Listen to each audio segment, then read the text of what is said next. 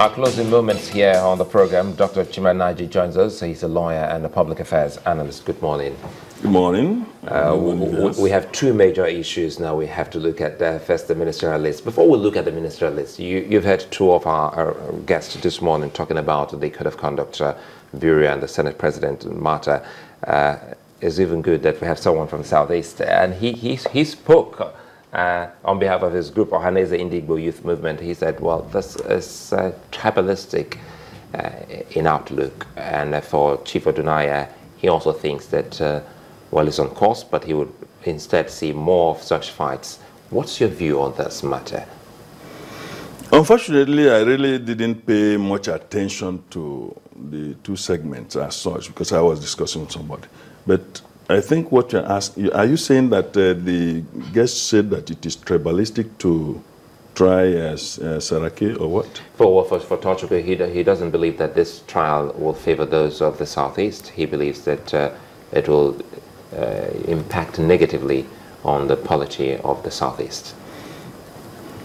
I don't think that is a correct position.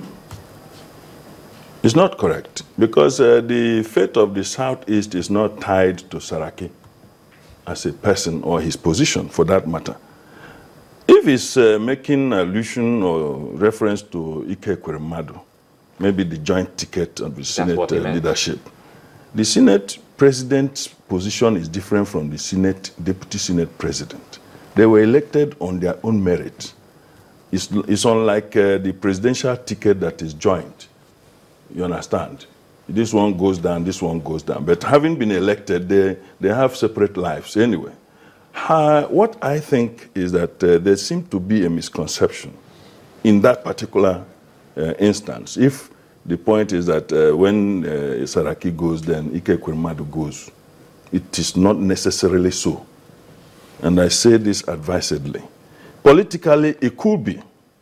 But how does it come across that the Igbos are the ones targeted? I don't think that is the sentiment here. Politically, it may be so. But legally and otherwise, it is not automatic. That is the truth of the matter. And it can only be so if there is something also to disclose against the gentleman that is taking the second position in the Senate. Well, he's saying that, you know, the Senate President might be asked to sacrifice the Deputy Senate President's seat so as to save his own seat. And he thinks that that's the danger in this particular trial. That is mere speculation. How is he going to do that? Is it supposed to be a bread on the dining table? That when he doesn't want the bread or he wants to take biscuit, they say, okay, this other one should go. It doesn't. This guy was also elected. Don't forget that PDP has about 49 members. And you need to work on the 49. If you do so through some political maneuvers and engineering, so be it. Then if the man that is also going to be ousted is also sitting down there like a lame duck, that is his business. I don't think I want to be pigeonholed into that narrow mindset that when it happens to one man, if you have done anything simply because you come from an area, then that area has suffered. It is completely wrong to think that way. I don't know what any other person will think, but I think that if the Senate President is found guilty, that is an offense he committed. It's an individual something. If Ike Ekweremadu himself has something to answer for, and politically, if he was not going to be wrecked up, but the political circumstance makes it expedient for those who want to take his position to wreck it up now, you cannot question the legality.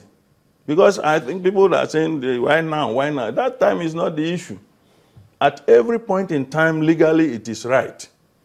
It is a political decision to release what you have, because just like even an attorney general has the power to prosecute or embark on what we call the nulli, okay, to withdraw. Withdrawal might be a political thing, and it is legally justifiable because he has that powers. But socially and morally, there might be some problems.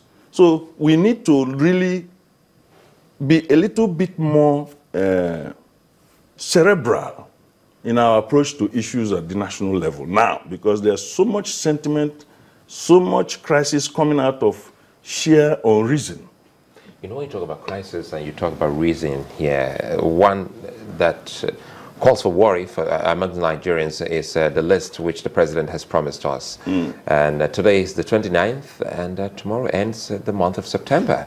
Some say, or some would think, that now that the Senate is coming back into session today, this list just might have a bit of an issue within the Senate. Do you think that the issue with the CCB and the president of the Senate and the list that the president will likely present before the Senate, possibly tomorrow, will have an effect on that particular list? Now we're speaking politics here now. Yes, yes. That one is politics. It's not religion. It's not law per se, even though everything must happen within the milieu and context of the law. But this is political engineering. Just like a good cook who knows that he may put okra first before crayfish, or put vegetable before okra. It's a question of the science of it, but at the end of the day, you come out with a pot, and it is within the pot of soup, so to speak. The point here is that anybody who thinks that it will not have some effect is politically, naive. What is the quantum is the issue. And that quantum will depend on those people who are engineering and engendering the system or this development, their ability to also douse the tension or the ripple effect. You throw stone into the water, there will be ripple. But if you have surrounding that ripple many boats and all that will absorb that, it will not perhaps go far. So the point here is that Saraki has his own sympathizers. They will need to understand these sympathies. Why? What is the basis of the sympathy? Is it because of what they intend or plan to get off his Senate presidency? Or is it out of love for Saraki per se? Because if it is out of what they can can still get it from another person. So that one is easy to yank off from Saraki. I don't know whether if you have a big masquerade, dancing in the arena, those people playing the metal gong are expecting to use the masquerade to make money. So if there is assurance that without the masquerade, they can make the money from their own beating of the drum and the gong, they can allow children to pour sand at the masquerade and nothing will happen. I don't know whether you, you get my drift. So that is the same thing here. So if Saraki, because he's not going to be sleeping too, but I don't know how much force he can muster if the machines, the array of machines that are said to be set against him, is anything to go by. The list that's likely to come out, that's being expected, there have been rumors about those that made the list. But a statement credited to the president that politicians are noisemakers, that's one side. Then there's some others are speculating that there are some former governors and all of that that are on the list. What would you be expecting to see on that list? I can tell you that I really don't want to bother my head about who makes that list and all that. But all I know is that they are Nigerians. And it is not very necessary the much that has been made about the ministers, ministerial list and all that. You see, but it is consistent with nature and experience. When you fold your hand, your fist, you tight it, everybody wants to know what is inside it. And it starts attracting unnecessary attention. Until perhaps when you are able to open it, you find that it's ordinary paper, sheet of paper. Okay? But you have attracted undue attention, including armed robbers who may decide to kill you before you even open at your hand.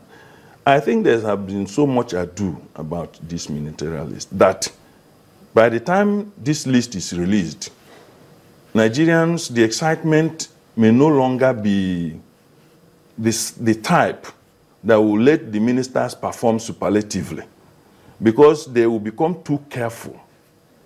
Yeah? When you have catapulted somebody to sainthood, who has the frailties and failings of humanity, you have done a great injustice to that person, because you don't want him to walk on the land. He wants to be walking in air in an angelic manner. That is what is going to happen. Many of the people that will come out there, I don't envy them, because they're already pre-sold on character. And you know, character and reputation are two different strange bedfellows. Most people that are parading the streets and corridors of power today have reputation, which they have paid so dearly to keep, but they lack character. And that's why I think it was Dr. Newton Brainman who said that many people who parade as highly reputable people, that is done in a market where the legal tender is not character. But in a market where legal tender is character, their housemates are their boss. I don't know whether you get my drift. So the point is that those people would better be people of character. Because by the time Nigerians begin to subject them, there's so much expectation that once we are appointed a minister, they expect almost a miracle. And one of the major things that will help is not so much about your incorruptibility or that you have a good past. A thief is somebody who has been caught. It's talking a pedestrian. I'm a lawyer. I know the definition of stealing and whatever. But if you have not been caught, you cannot be called a thief or an armed robber or corrupt. So those people you may bring in may never had the opportunity to steal. Not that they do not have the tendency to do so. And they are usually the most ceremonious. When another person steals, if you felt that it was not you that was given the opportunity to steal, you feel so bad. You find them complain everywhere. Not because they are sacrosanct or nice people, but because, why not me? Why does this man steal everything? So that is one problem we are going to have in this dispensation in the ministerial outing. As important as it is that we have ministers, let's just go ahead and have ministers. Let anyone that makes mistake, he's a human being. He'll be tough.